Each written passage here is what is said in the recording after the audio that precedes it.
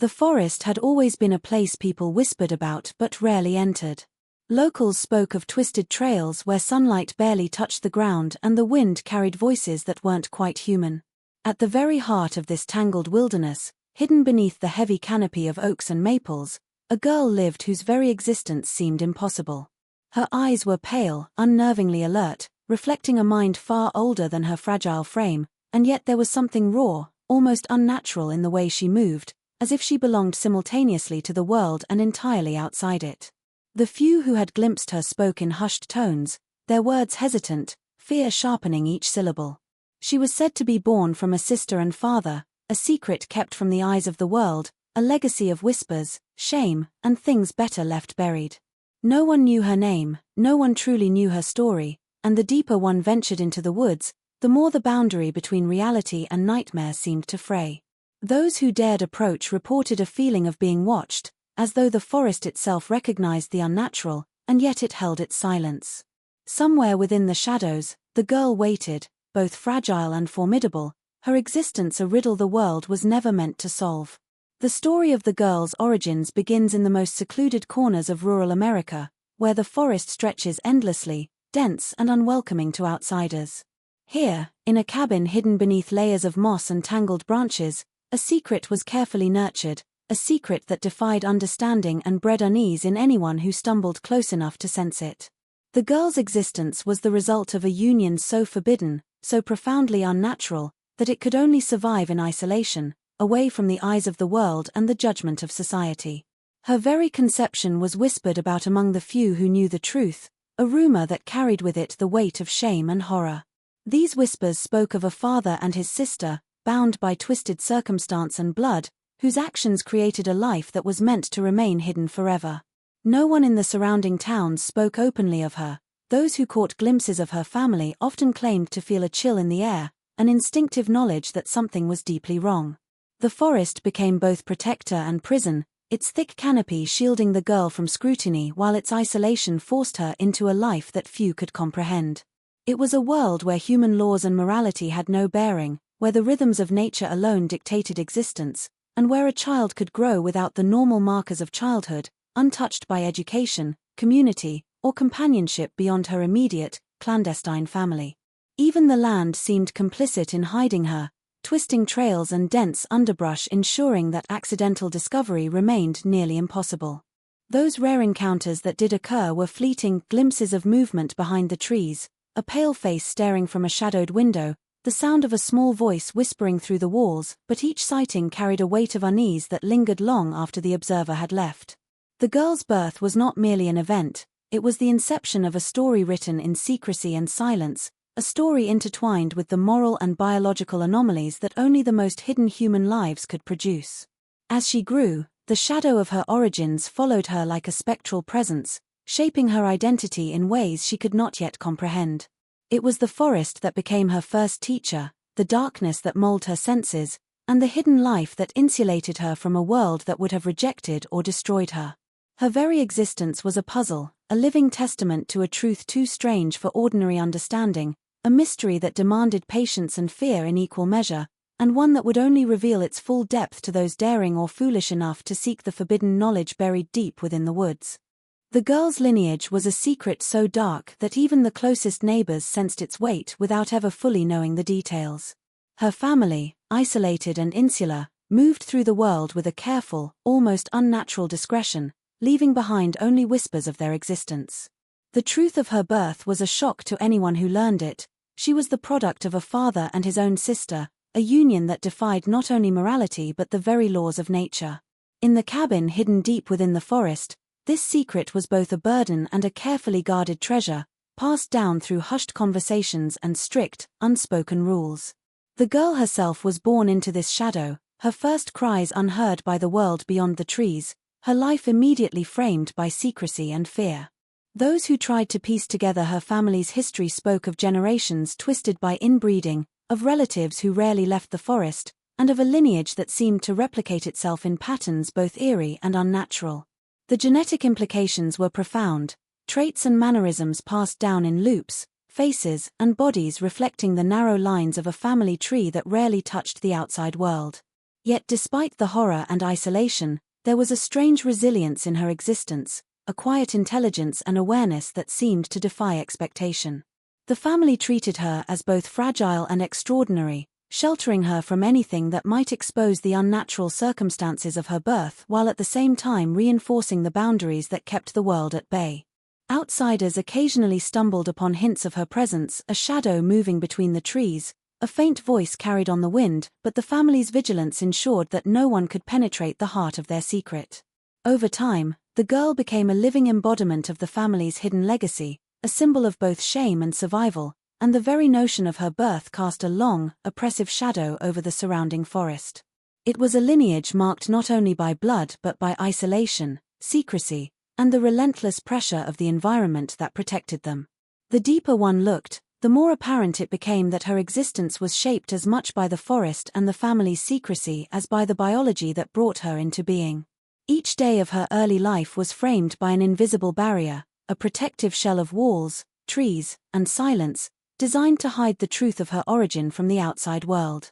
To understand her was to confront a reality few could tolerate, a life born from taboo, nurtured in shadows, and living at the intersection of human curiosity, fear, and the unyielding wilderness that both concealed and defined her every step. The forest surrounding the girl's hidden life was alive with whispers, shadows, and secrets that seemed to move with a consciousness of their own. Locals in the nearby towns spoke cautiously of strange occurrences, strange lights that flickered in the trees at night, and footsteps heard when no one else was near. Some claimed to have glimpsed figures moving just beyond the edge of vision, pale shapes that vanished when confronted, leaving only the rustle of leaves and a lingering sense of unease. The woods had long been a place of superstition and fear, a space where the ordinary laws of the world seemed to bend, and within this setting, the girl's family thrived, shielded from any outside interference. People rarely dared venture deep into the forest, and those who did often returned with stories that blurred the line between reality and imagination. Whispers spread quickly, carried along the edges of the towns, about children that should not exist, about a family that never aged as expected, and about a presence that watched and waited. Even the wildlife seemed to behave differently near the family's domain. Birds avoided certain trees, and deer would vanish at the slightest hint of human intrusion. The forest itself became an accomplice, its thick undergrowth and twisted paths naturally deterring visitors and hiding the girl from curious eyes. Over time, the forest's reputation became intertwined with the girl's existence, and the mysterious aura surrounding her dwelling fed into the local imagination, creating legends that were passed down in hushed, fearful tones. Strangers who ventured too far reported feelings of being watched, a prickling sensation along the back of the neck, and the sudden awareness that the trees themselves seemed alive, their shadows shifting in unnatural patterns. The girl, though rarely seen, was often the subject of these accounts, though no one could say for certain whether she was human or some creature shaped by the isolation and secrecy of her upbringing. Her presence, even if only sensed, exerted an almost magnetic influence over those who entered the forest, drawing curiosity while simultaneously warning of danger. Parents would caution children to stay away, hunters avoided certain trails, and even the most skeptical townspeople found themselves uneasy when the woods seemed to close in around them. Over time, the line between the forest's mysteries and the girl's hidden life became almost inseparable, each amplifying the other, creating an atmosphere thick with dread, fascination, and the unknown. To enter those woods was to enter a liminal space where the natural and unnatural converged, and every whisper, every shadow, every fleeting glimpse hinted at a secret life carefully concealed, a truth that was as alluring as it was terrifying, waiting silently to be discovered by those brave or foolish enough to push past the trees and into the darkness. From the moment she was born, the girl's life was defined by isolation, a seclusion so complete that it shaped her very understanding of the world. The cabin in which she lived was hidden deep within the forest, far from roads, neighbors, or anyone who might question her existence. Her days were measured by the subtle changes of sunlight through the canopy, the sounds of birds and animals that drifted in through cracked windows, and the rhythms dictated by her family, who ensured that she never strayed too close to the outer world. Human contact outside of her immediate household was rare, limited to brief glimpses of strangers who wandered too near or fleeting encounters when supplies were delivered under strict instructions to avoid looking too closely.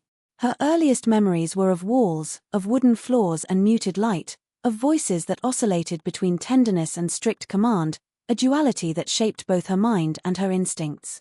She learned quickly to navigate her confined environment, becoming attuned to every shadow, every hidden creak of the floorboards, and every subtle change in the air.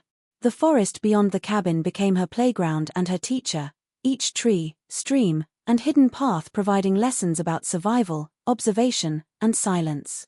Her movements were careful and deliberate, molded by necessity, and by the constant understanding that any exposure could unravel the delicate secrecy surrounding her existence. As she grew, the effects of isolation became more apparent.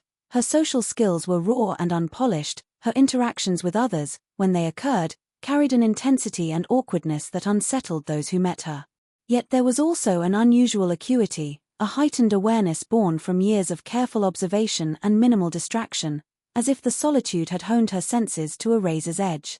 She developed a quiet confidence in the ways she could move unseen, listen without being noticed, and read subtle cues that others missed. Books or letters were rare, and formal education almost non-existent, but the forest and the cabin itself became a rich curriculum, teaching her lessons in intuition, caution, and the complexities of her immediate environment.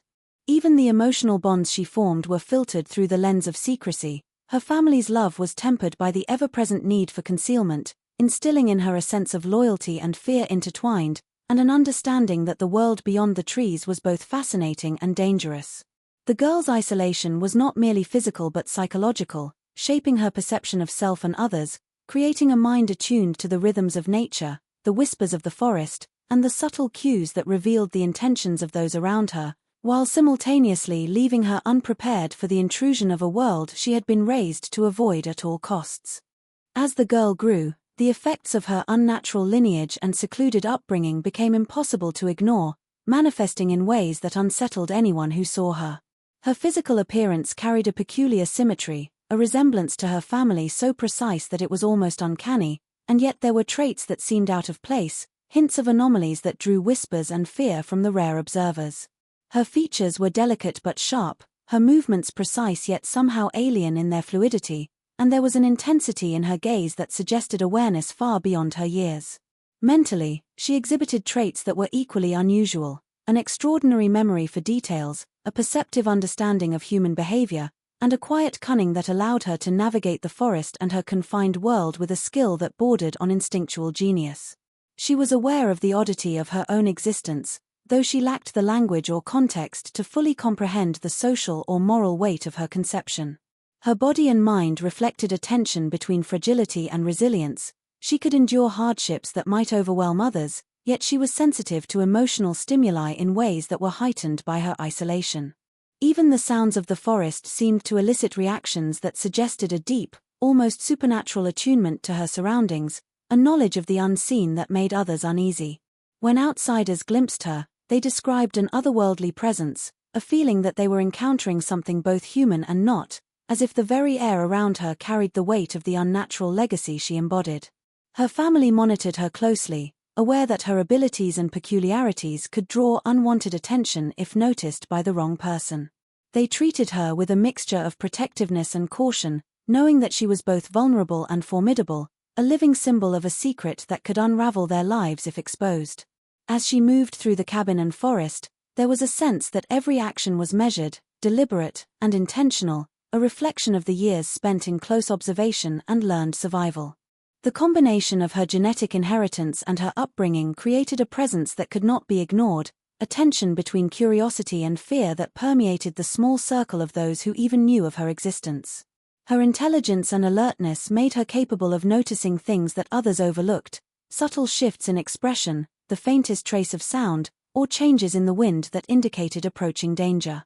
These traits, while remarkable, also reinforced the isolation imposed upon her, as the family became ever more vigilant in ensuring that she remained unseen, untouched by the world that would neither understand nor accept the full implications of her being, and as her awareness grew, so too did the potential for a future in which her extraordinary nature could not remain hidden indefinitely. The fragile balance of secrecy surrounding the girl's life was shattered the moment a stranger stumbled upon the forest's hidden edge, unaware that each step carried them closer to a reality no one was prepared to confront. A hiker, lost or perhaps driven by curiosity, wandered through the dense underbrush, following a faint trail that seemed almost too deliberate to be natural. The forest around them was thick with shadows, the sunlight filtered into narrow shafts, and every sound, the snap of a branch, the rustle of leaves, was amplified, creating an atmosphere heavy with unease. As the stranger moved deeper, the air grew colder, the quiet unnatural, and a sense of being watched pressed upon them from all sides. Then, through a small opening between the trees, they saw her, a pale, alert figure, standing perfectly still, her eyes fixed on the intruder with a calm intensity that was almost predatory. It was the first time an outsider had glimpsed the girl in her secluded existence, and the encounter left both parties suspended in disbelief and tension.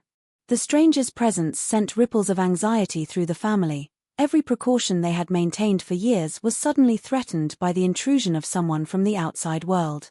Within the cabin, whispers of alarm and strict warnings filled the air, hands gripped doors and windows, and the girl herself was both frightened and fascinated, experiencing another human presence for the first time beyond the controlled boundaries she had always known. The hiker, unable to reconcile the normalcy of a childlike figure with the unnatural aura she exuded, retreated, carrying with them a seed of fear and fascination that would not easily be forgotten. Back in the town beyond the forest, the stranger's story began to circulate, though few dared speak it aloud, for even recounting the encounter felt dangerous, as though the forest itself were listening. The girl's existence, once safely contained within the shadows of the cabin and the dense canopy, now faced the possibility of exposure, and with it, the family's worst fears: outsiders attempting to investigate, authorities probing into the unnatural union that had brought her into the world, or sensationalists seeking to exploit the mystery for curiosity or gain. The intrusion illuminated the fragility of the isolation the family had relied upon for so long, revealing that no matter how remote their dwelling or how careful their precautions, the forest could not completely shield them from chance, from curiosity, or from the inexorable pull of the world outside. This single glimpse, a momentary collision between hidden life and wandering observer, marked the beginning of a turning point, a shift from a life defined by concealment to one shadowed by the potential for discovery, forcing the family to confront both the vulnerabilities of their secret and the uncharted consequences of having been seen by someone who might never forget the haunting presence of a girl born from the most forbidden of unions. As the intrusion by the outsider became a distant yet persistent memory, the family's behavior shifted in subtle and unsettling ways, their obsession with secrecy intensifying to levels previously unseen. Every routine, once relaxed within the confines of the forest cabin, became a ritual of vigilance and control, a constant exercise in ensuring that no trace of the girl's existence could escape into the outside world. Doors were bolted, windows shuttered, and every sound scrutinized for signs of intrusion. The girl herself became the focal point of this heightened vigilance, observed continuously, her movements tracked with a precision born of both fear and desperation.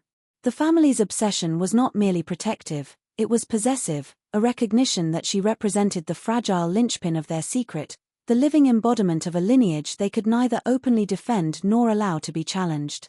They enforced strict routines, restricting her interactions even with those she had known her whole life, monitoring her attentively for behaviors that might draw unwanted attention, correcting every misstep with a mixture of sternness and subtle intimidation.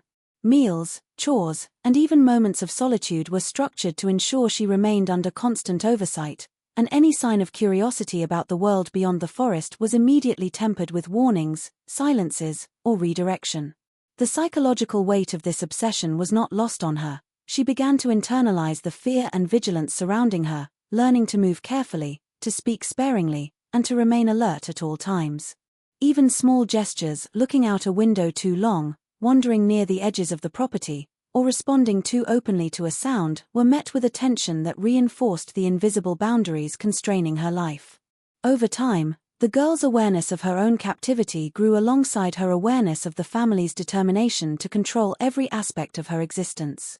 Yet despite the strictures, she also began to recognize the subtle contradictions in their obsession. Moments of tenderness and encouragement were juxtaposed with rigid enforcement, creating an atmosphere that was both nurturing and suffocating. The family's obsession became a force that shaped her development, instilling a sharp intelligence and keen perception born from constant observation, while simultaneously reinforcing the fear and isolation that kept her existence hidden.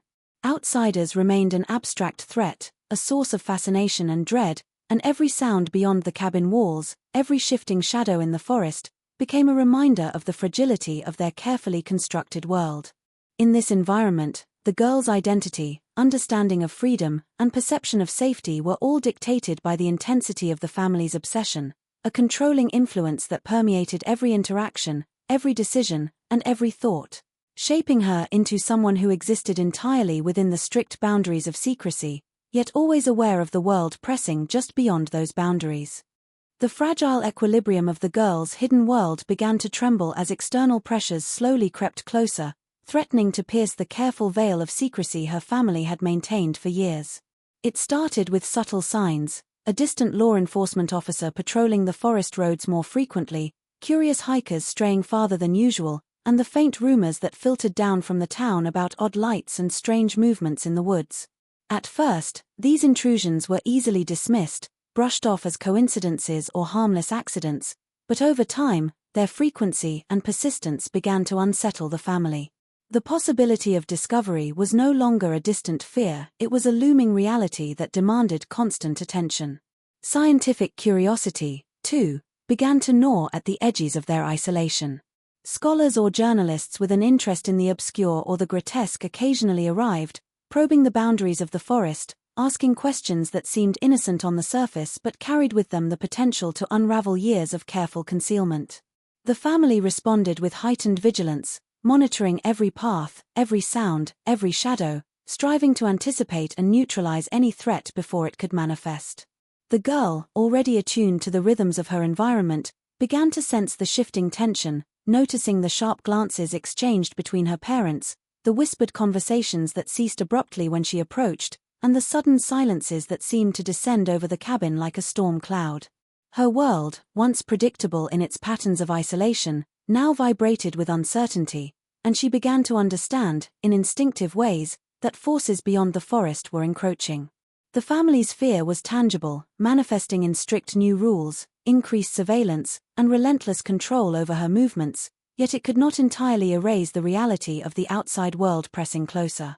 Each day brought the potential for discovery, each unexpected sound or glimpse of movement through the trees a reminder that the world beyond was no longer content to remain ignorant. The tension between concealment and exposure created an oppressive atmosphere in the cabin, where every action was measured, every glance calculated, and every word weighed for its potential to betray the secret at the heart of their lives. For the girl, these pressures heightened her awareness and sharpened her instincts. The forest, once a sanctuary, became a stage on which the delicate dance of secrecy and survival played out. She began to recognize patterns in human behavior, to anticipate the steps of those who might approach, and to understand the subtle cues that signaled danger. The encroaching forces, law enforcement, curious outsiders, and inquisitive townspeople were not merely background threats. They were active participants in a tension that threatened to dismantle everything her family had built, forcing both her and her family to confront the fragility of a life carefully hidden in the shadows, a life that could not withstand prolonged exposure to the relentless curiosity of the world beyond the trees. As the girl approached adolescence, a subtle transformation began to take place, one that shifted the balance between her family's control and her own emerging agency. Years of isolation and careful observation had sharpened her senses, honed her instincts, and cultivated an intelligence that thrived in the shadowed confines of the forest.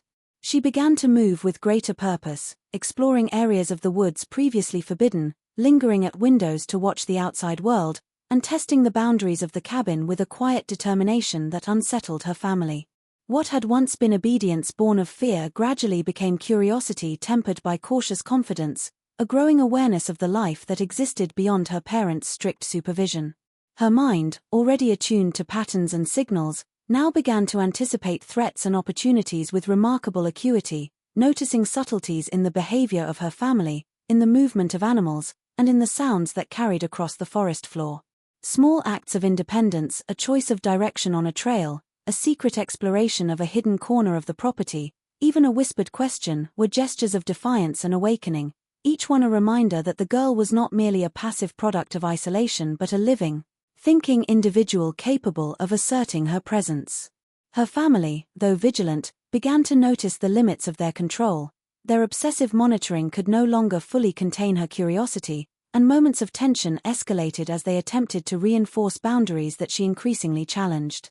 The forest, once entirely a refuge and teacher, now became a playground for her growing awareness, a space where she could practice autonomy and test the instincts that had been sharpened by years of seclusion. Her actions were deliberate, measured, and insightful, revealing a capacity for understanding and adaptation that both fascinated and alarmed those who observed her. The tension between her awakening consciousness and the family's desire for concealment created a dynamic that pulsed through every interaction, shaping the rhythm of daily life in ways subtle and profound. In these moments, the girl began to perceive the fragility of the secrecy that had defined her existence, understanding that her intelligence, curiosity, and presence were double-edged. They gave her agency, yet also threatened to expose the family's long-held secret. She became increasingly aware that the forest, the cabin, and the walls erected by her parents could only protect her to a point, and that her own abilities might one day determine whether the hidden life she had always known remained safe or collapsed under the weight of exposure. Her awakening was quiet, almost imperceptible to anyone not paying close attention, yet it marked the beginning of a profound shift, a moment in which the girl moved from passive existence to a nascent self-determination, setting the stage for forces both within and beyond the forest to challenge the fragile equilibrium that had defined her life for so long. The forest, which had long served as both sanctuary and prison, now seemed to pulse with a tension that mirrored the girl's own growing awareness, as if the trees themselves were alive to the secrets she carried.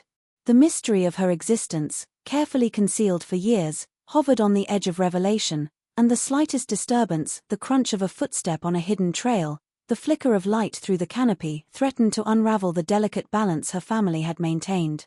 As she grew stronger, more perceptive, and increasingly aware of both her environment and her own abilities, the forest became a stage on which the unseen forces of secrecy, fear, and curiosity converged.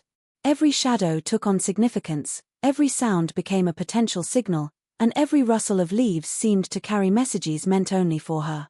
The girl's consciousness of her own peculiarity and the unnatural circumstances of her birth had matured into a subtle, almost instinctual understanding of the world beyond the cabin, even if she had never directly encountered it. She learned to anticipate the movements of animals, the approach of strangers, and the fluctuations of light and sound in ways that seemed preternatural, yet entirely necessary for survival. Meanwhile, the family, once confident in their ability to shield her, now grappled with the realization that control was no longer absolute. Their warnings, instructions, and watchful eyes could only extend so far. The girl's curiosity, intelligence, and intuition allowed her to navigate the hidden spaces between protection and exposure, to perceive risks and opportunities that they could not fully anticipate. The forest itself became a participant in this tense dynamic, an accomplice that both concealed and constrained, shaping the unfolding drama in subtle, unpredictable ways. Outsiders remained distant, yet their presence was felt like a low hum beneath the surface of daily life, a reminder that the secret of the girl's existence could, at any moment, be discovered and dispersed beyond the protective canopy. The interplay between concealment and revelation created an atmosphere thick with suspense, a world where every moment carried the possibility of exposure, and every decision could tip the fragile equilibrium toward disaster. The girl's awakening, her intelligence and perception, coupled with the encroaching curiosity of the outside world, set the stage for a confrontation between hidden life and external reality, a collision that seemed inevitable as she grew into a being whose existence could no longer remain entirely unseen. The forest, the cabin, and the family's obsessive secrecy were no longer enough to contain the truth. It lingered in the air, in the shifting shadows, and in the girl's knowing gaze, a secret that teetered on the edge of revelation, poised to either remain concealed or emerge into the harsh scrutiny of the outside world, forever altering the delicate, hidden ecosystem of the woods and the life that had been carefully nurtured within it.